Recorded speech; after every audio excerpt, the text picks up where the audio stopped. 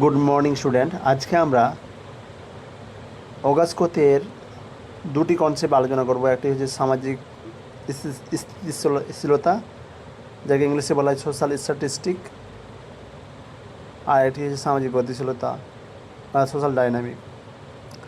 পদার্থবিজ্ঞান অনুপ্রেরণার তৈরি এই দুটি ধারণা মূল বিষয়বস্তু নিচে সংক্ষেপে আলোচনা করা হলো।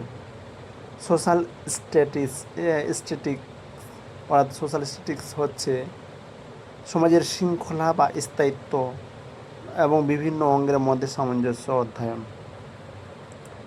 মূল বিষয় এটি বিশ্লেষণ করে সমাজে কীভাবে নিজের মধ্যে শৃঙ্খলা বা অর্ডার বজায় রাখা এবং টিকে থাকে। প্রধান মনোযোগ সমাজকে একটি জীবন্ত দেহের সাথে তুলনা করে দেখিয়েছেন যে শরীরের প্রতিটি অঙ্গ যেমন একে অপরের উপর নির্ভর করে কাজ করে, তেমনি সমাজের বিভিন্ন প্রতিষ্ঠান ও পারস্পরিক সহযোগিতার মাধ্যমে সমাজের স্থিতিশীলতা বজায় রাখে।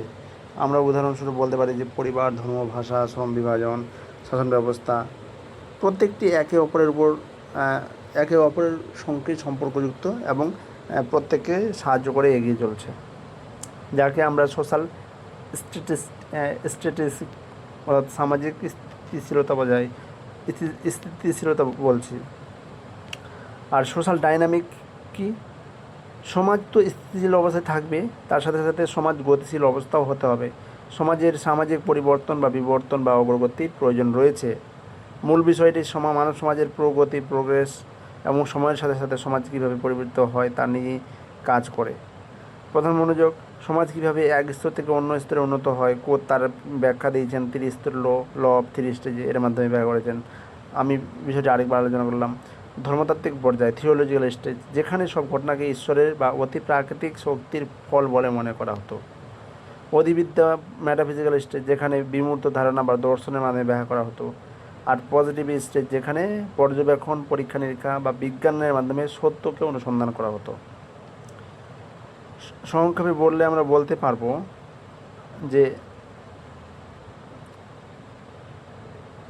কোতের মধ্যে শৃঙ্খলা স্ট্যাটিস্টিক্স ছাড়া প্রগতি সম্ভব নয়, আবার প্রগতি ডাইনামিক ছাড়া শৃঙ্খলা স্থবির হয়ে পড়ে। তাই এটি একটি সুস্থ সমাজকে পরিচালনা করার জন্য যেরকম সামাজিক স্থিতিশীলতা প্রয়োজন এবং সমাজের গতিশীলতাও প্রয়োজন।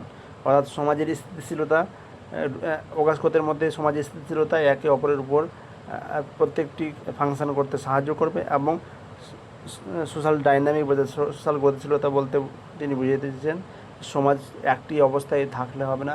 সমাজ যদি এগিয়ে যেতে হয় তাহলে সমাজকে তার প্রোগ্রেসকে এগিয়ে নিয়ে যেতে হবে। তাই তিনি দুটোকেই গুরুত্ব দিয়ে দেখেছেন। তো সামাজিক স্থিতিশীলতা এবং সামাজিক প্রগতিশীলতা সম্পর্কে আজকে আমরা এটুকুই জানলাম। নেক্সট পার্টে অন্য বিষয় জানবো।